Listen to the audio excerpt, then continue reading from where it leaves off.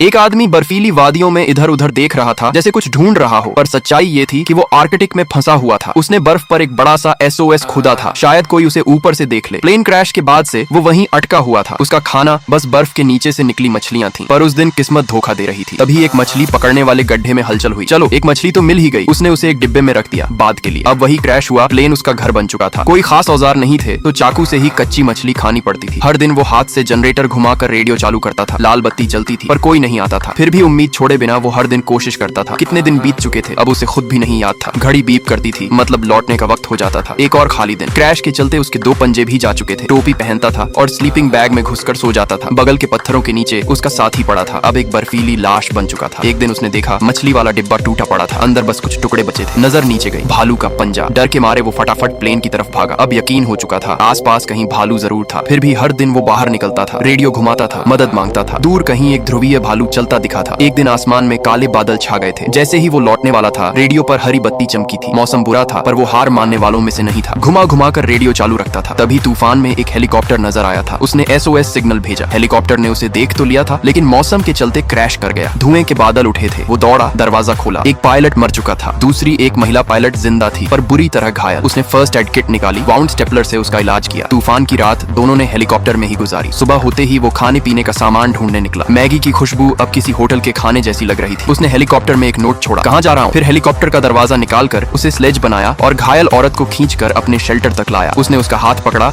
और बोला, अगर होश में हो तो दबा दो। इसके बाद वो फिर से क्रैश साइट पर गया। मरे हुए पायलट को अच्छे से दफनाया। वहीं एक गैस स्टोव और लाइटर मिल गया। सब समेटकर वो फिर स्लेज पर लाद के वापस आया। इस बर्फीली नरक में पहली बार अग्नि जली थी। मैप में रेस्क्यू स्टेशन काफी दूर दिख रहा था। तभी बाहर से हलचल हुई। वो दौड़ा, मछली पकड़ी। इस बार एक मोटी ट्राउट मछली। उसने एक गर्मा गर्म मछली नूडल सूप बनाया और उस औरत को खिलाया। जैसे उम्मीद की आखिरी लौ फिर से जल उठी हो।